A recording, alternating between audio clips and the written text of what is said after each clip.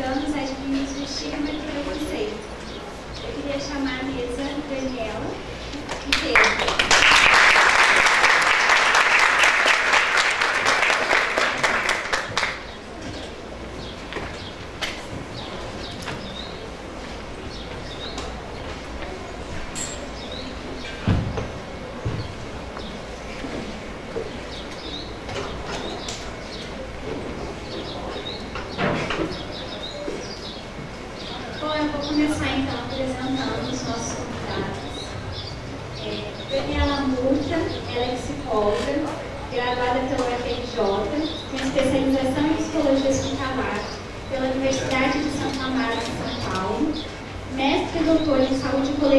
Pelo Instituto de Medicina Social da UERJ, onde foi membro do grupo de pesquisa Reprodução Biológica e Social, Sexualidade e Bioética. Hoje, pós-doutora no programa de pós-graduação em Bioética, Ética Aplicada e Saúde Coletiva do FRJ, UERJ, UF e Fiocruz. Segundo você estava me contando, professora, né? Da Estado.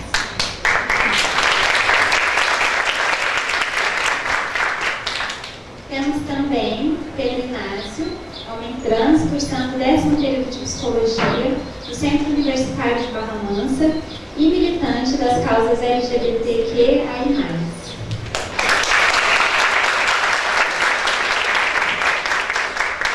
E por mim, Carolina Brito, psicóloga graduada pela UF, mestranda em Psicologia Social e Cultura pela UFSC e pesquisadora do Laboratório de Pesquisa Margens.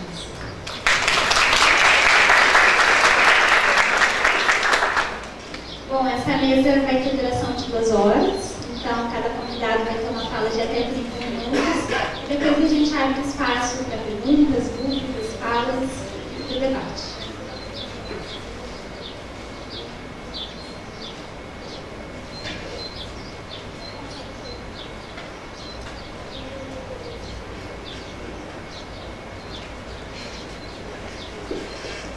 Bom, eu gostaria de iniciar agradecendo o convite que me foi feito para compor essa mesa, que trata de um assunto tão importante. Eu acho que criar espaços para se falar e debater sobre práticas de violências contra determinadas existências é fundamental para a gente tentar mudar esse cenário.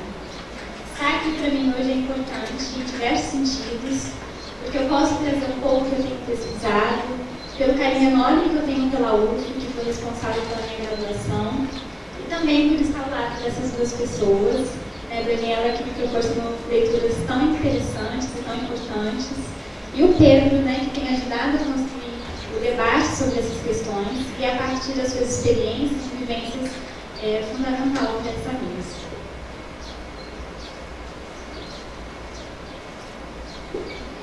Eu acho que para a gente pensar na despatologização das vivências trans, é importante compreender alguns conceitos, assim como o nosso contexto social e histórico, que é constituído por um sistema sexo e gênero.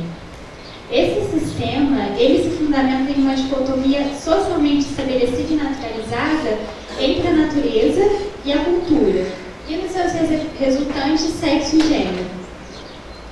Eles são com frequência apresentados como pontos opostos e de disputa na constituição dos sujeitos e na determinação de seus comportamentos.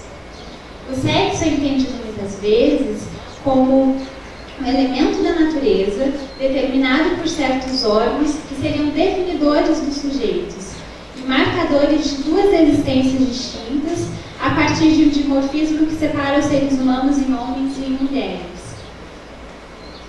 E enquanto que o gênero seria, nessa perspectiva, a identidade que as pessoas assumiriam no laço social, podendo estar ou não de acordo com o sexo.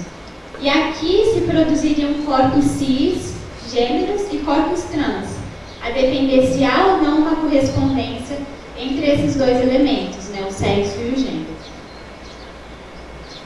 Essas dicotomias e noções, elas são problematizadas e colocadas em questão por diversos pesquisadores contemporâneos.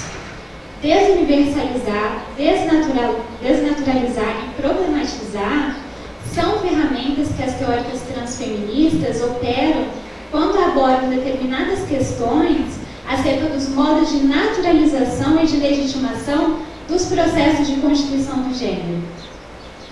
Elas nos ajudam a pensar em como a diferença sexual e, por consequência, o binarismo de gênero são fixados através de tecnologias que fragmentam e hierarquizam o corpo em unidades significantes, como, por exemplo, a partir dos órgãos sexuais reprodutores. Na mesma medida em que essas unidades, em que esses órgãos passam a totalizar esse corpo, prescrevendo e conformando os corpos mulher e corpos homem. A Judith Butler vai nos convidar a pensar o gênero de uma nova maneira. Ele deixa de ser entendido como uma mera exteriorização de uma substância ou de uma essência que nos comporia os nossos corpos supostamente passivos, para defini-lo como um ato. A falsa noção de um núcleo psicológico é, segundo a autora, o resultado da produção performativa de práticas que regulam a coerência do gênero. Então, o gênero ganha, na sua teoria, uma dimensão performática. Nesse sentido, o gênero é um ato performativo intencional, apesar de não apontar para um sujeito pré-existente. Butler e outras pesquisadoras defendem que o sistema de gênero opera mediante a reiteração de discursos e de práticas regulatórias que produzem normatizações acerca do masculino e do feminino, produzindo mecanismos de exclusão dos corpos que não se encaixam nessa lógica binária e heteronormativa. Ou seja, qualquer sujeito cuja experiência fuja da norma é colocado à margem e, com frequência, submetido aos processos de criminalização, patologização e moralização. E isso fica muito claro no que se refere às vivências trans e travestis, que são apresentadas muitas vezes como pessoas doentes, suscetíveis ao crime e que corrompem com uma falsa ideia de família tradicional. Esses vetores de violência vão produzir exclusão, invisibilidade e apagamento político. E esses discursos, eles são produzidos a partir de diferentes instituições e ciências.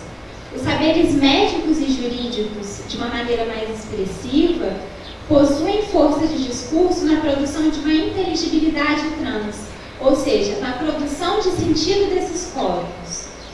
São eles que vão definir os parâmetros que são usados para definir quem conta ou não como trans. E aqui a psicologia também se insere, como uma agenciadora de saberes e de linguagem que atua na produção de uma inteligibilidade de gênero e que pode sim produzir discursos normalizadores sobre determinados modos de existência.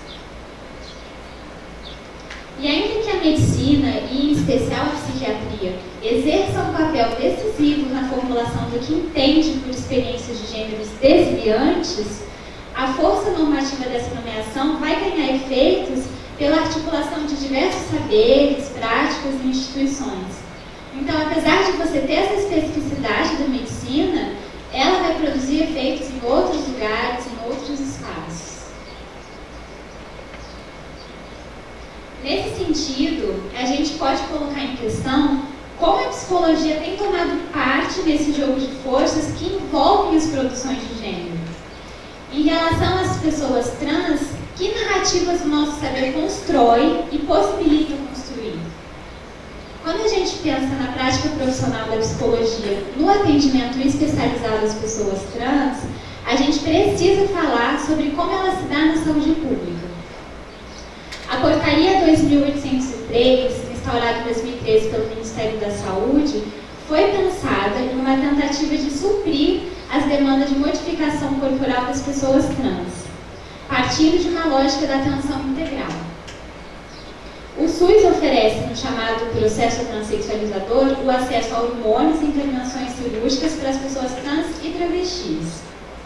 E a operacionalização desse processo se dá por meio de uma equipe multidisciplinar que inclui, dentre os seus membros, os profissionais da psicologia, e na qual são previstos 2 anos mínimos de acompanhamento psicológico para as pessoas que ingressam nesse programa.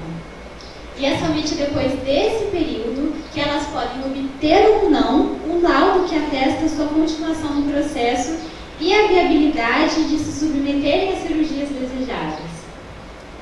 Então, dessa forma, há um acompanhamento psicológico que é posto como obrigatório, na medida em que ele é colocado como condição de acesso a quaisquer intervenções cirúrgicas que esses sujeitos possam vir a desejar. E essa obrigatoriedade, ela aponta para uma presença inevitável do saber psicológico na produção e conformação das inteligibilidades de gênero. E também diz muito das possibilidades de quem pode ou não enunciar as verdades das relações de gênero, de quais sujeitos e quais narrativas são legitimadas e quais são postos à prova, uma vez que é preciso que um outro ateste a verdade do sujeito. Então é preciso que um profissional, que uma pessoa cisgênera, seja capaz de reconhecer algo no outro, a sua suposta natureza. Nesse processo transexualizador, as resoluções diagnósticas continuam a pautar todas as intervenções e etapas. Ainda que não tenha uma referência direta à noção de transexualismo na atual resolução, o diagnóstico F64, presente na versão anterior do CID, precisa ser atestado nos casos de modificações corporais. E a base dessa lógica está na psiquiatrização das vivências trans e no seu engessamento em uma posição subjetiva fixa e única. Isso porque cria-se uma expectativa de que as experiências trans se dão da mesma maneira com todos os sujeitos. É possível dizer, então, que há ainda processos patologizantes que fundamentam as práticas profissionais nos atendimentos especializados às pessoas trans, ainda que em alguns momentos de uma maneira implícita. E aqui a gente pode notar a perversidade dos ideais regulatórios da cisgeneridade, que atuam de modo a cristalizar e tornar homogêneas as vivências trans. O pesquisador João Manuel de Oliveira vai chamar nossa atenção para a divisão de valor que é colocada para as pessoas trans, que, com efeitos patologizantes, acaba legitimando determinadas mulheridades e comunidades em detrimento de outras, que são consideradas insuficientes. Então, quais são os critérios que determinam se uma pessoa é ou não trans? Aqui parte-se com frequência de uma falsa ideia de transexualidade verdadeira, que precisa ser identificada e atestada por esses profissionais. E se percebe que a regra de medição usada para isso é a cisgeneridade, ou seja, aquelas vivências cuja experiência de gênero estão de acordo com o que a sociedade espera, tendo aí uma conformidade com o gênero que foi atribuído ao nascimento. É a partir dessas vivências, das vivências cis, que as pessoas trans, e entre elas transexuais, travestis, pessoas não binárias, são valoradas e legitimadas de maneiras distintas, dependendo da correspondência entre as suas vivências e os ideais hegemônicos do gênero.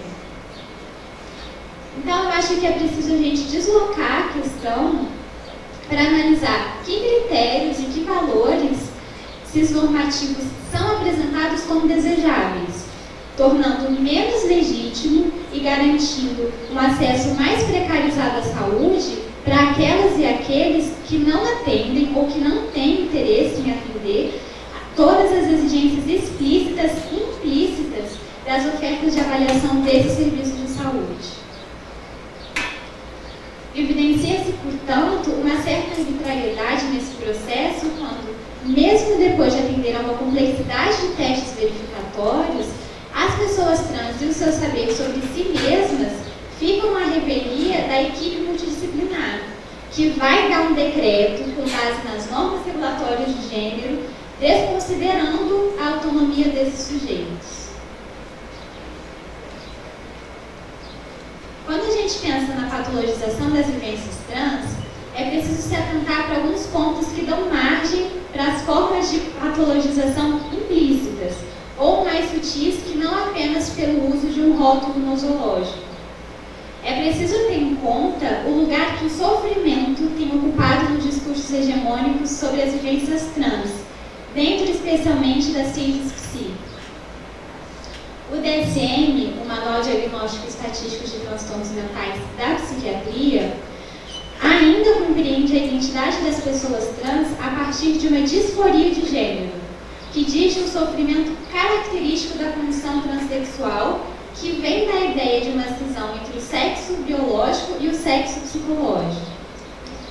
Fundamentalmente, a ideia patologizante se mantém aqui, porque se considera que as pessoas trans vivem naturalmente uma insatisfação e um desprazer com seu gênero, o que não é o caso.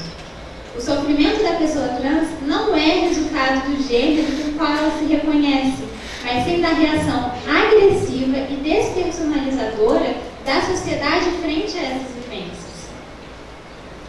Nesse sentido, eu acho que é importante a gente situar o sofrimento e a sua relação com a patologização das pessoas trans, porque não são todos os desejos de modificação corporal que são ocasionadas por algum tipo de relação aversiva ou indiferente com o próprio corpo.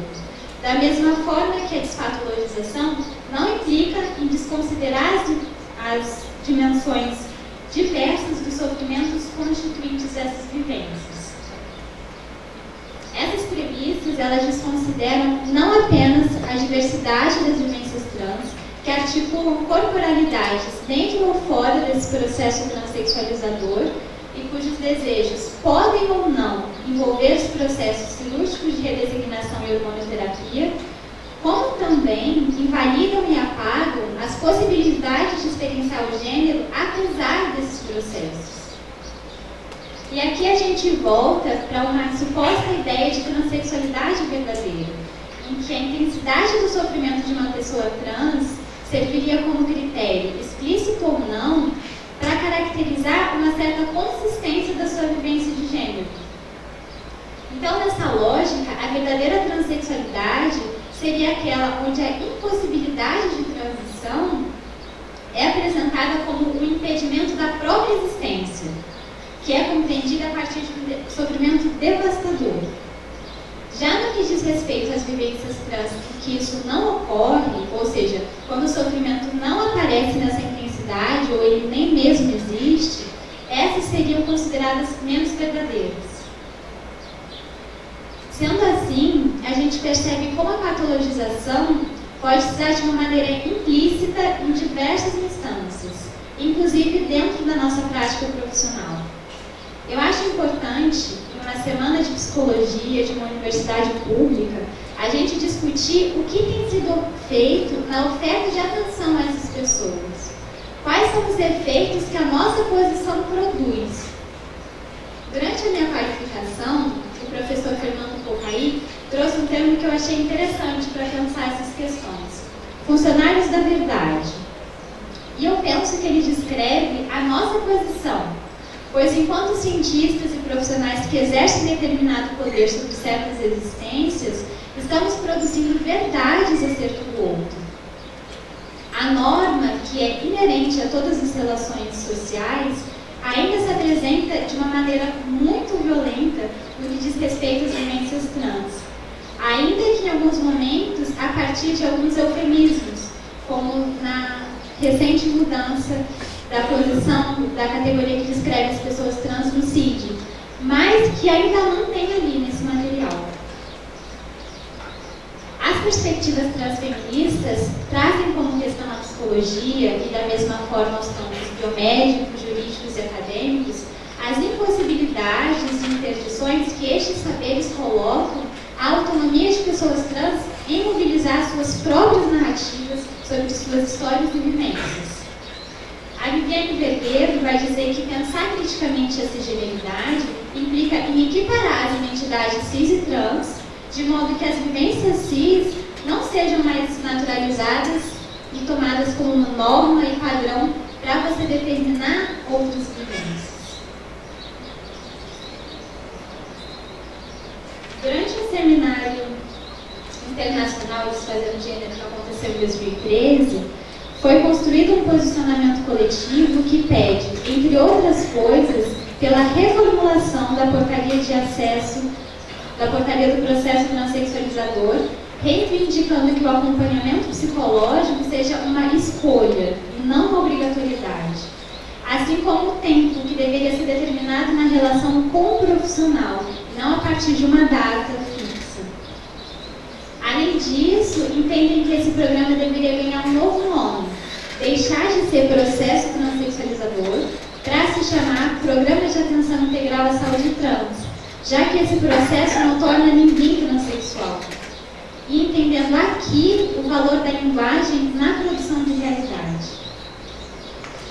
Bom, considerando tudo isso, a gente pode ver como esse processo é composto por muitas falhas e ainda se estrutura a partir de uma perspectiva cisnormativa que é patologizante por si só no que se refere às vivências trans.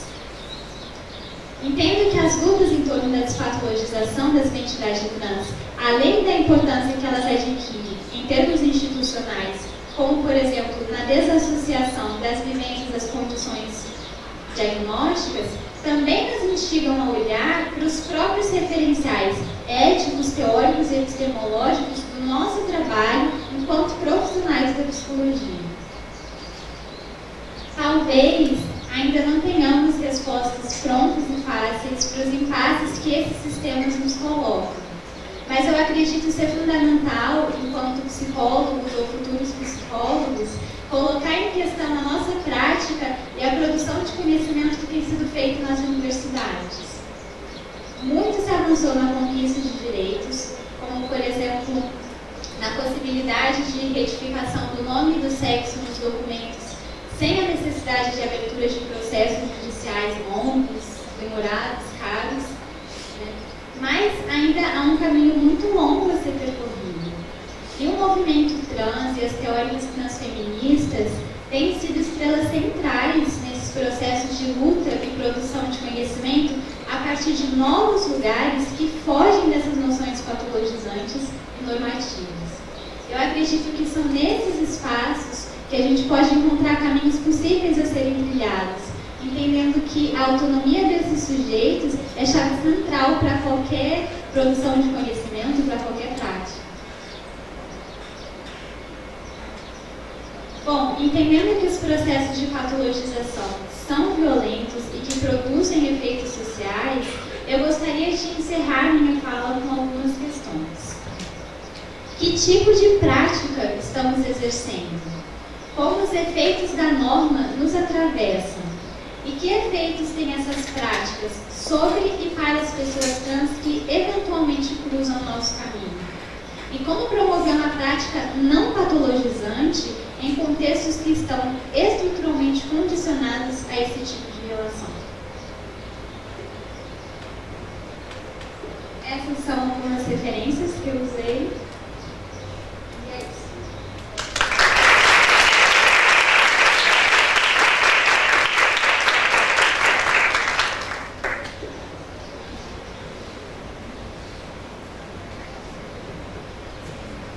Bom, agora então eu vou passar a fala para a Daniela Musta. Boa noite, não. Bem, boa tarde a todos e a todos presentes. Estou super honrada com esse convite, embora eu não tenha sido formalmente aluna da UF, nós temos uma paquera antiga, né? Então, e vir a esse campo em especial que eu não conhecia, estou super satisfeita e mais satisfeita ainda de ver esse auditório tão cheio. Peguei o debate da discussão racial, né, sobre psicologia preta no meio do caminho e fiquei muito feliz com o pouco que eu ouvi. Na minha época, eu não sou tão velha assim, mas na minha época isso era impensável, não existia esse tipo de debate. Eu estava conversando com a Paula agora há pouco, que quando eu comecei a trabalhar com as questões relacionadas à diversidade sexual, às vivências trans, esse era um tema totalmente à margem da formação, não existia nada sobre o assunto. Então, fico feliz da oportunidade de poder compartilhar com vocês algumas reflexões que eu venho desenvolvendo e pensar a potência que esse espaço tem, né, com problematizações como a Carolina trouxe, que eu imagino que você vai trazer também. E Na verdade, foi até bom você falar antes de mim, porque você introduziu algumas coisas que eu vou continuar problematizando. Não efetivamente, não apenas a partir da ótica da psicologia, mas com a qual eu entendo que a psicologia está absolutamente envolvida, que é a despatologização, é a patologização silenciosa, é aquela patologização da qual a gente não fala, que não é tão óbvia, que não passa pelo debate sobre o diagnóstico, antigo diagnóstico de transtorno de identidade de gênero, né, que não passa pela questão da disforia, mas que passa pela cisnormatividade, pela transfobia velada do cotidiano do SUS. E para começar essa fala, eu gostaria de primeiro fazer uma genealogia muito breve do que a gente chama hoje de identidade de gênero, desse conceito de identidade de gênero.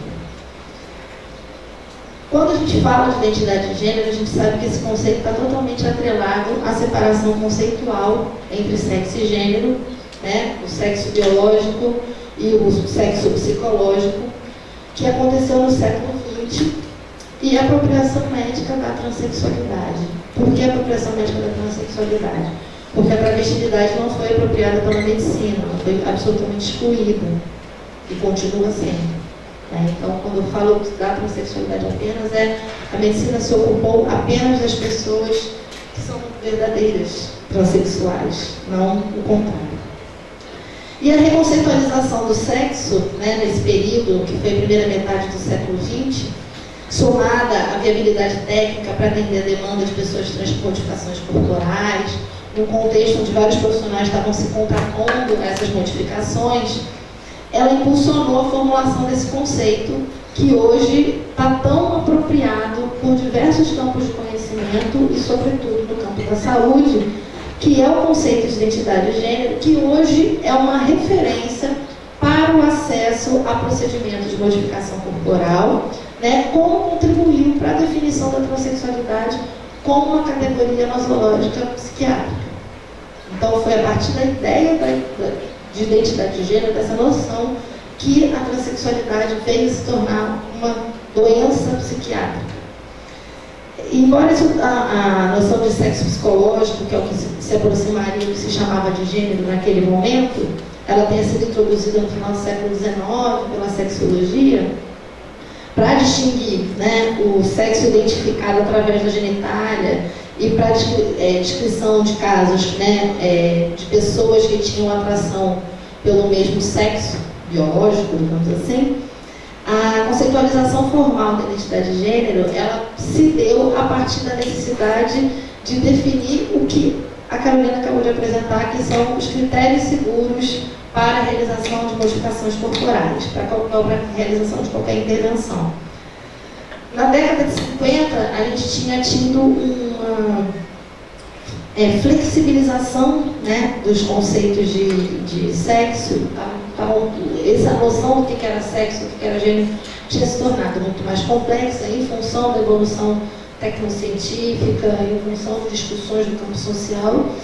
E, para isso, né, alguns atores começaram a se dedicar, a se debruçar efetivamente sobre o conceito de gênero, onde vai se destacar o John Money, né, que era um psicólogo, para entender o que ele chamava do core identity, que era a identidade nuclear do indivíduo e qual era a relação que existia entre essa identidade nuclear, os cromossomos, a anatomia, e aí ele introduz a noção de gênero do campo médico como esse componente diferenciador do sexo biológico.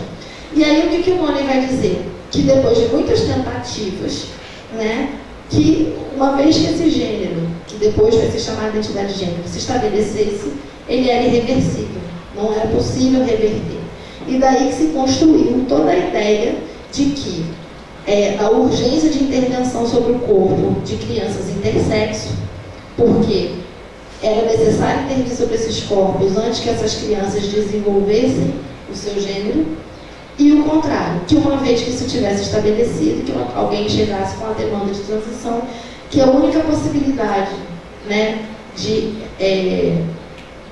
ele não usava o termo corrigir, mas a única possibilidade de normalizar este corpo, de normalizar essa identidade, era fazendo a correção do corpo anatômico. E isso era baseado na ideia de uma feminilidade e uma masculinidade estereotipada e de uma pressuposição de uma heterossexualidade natural.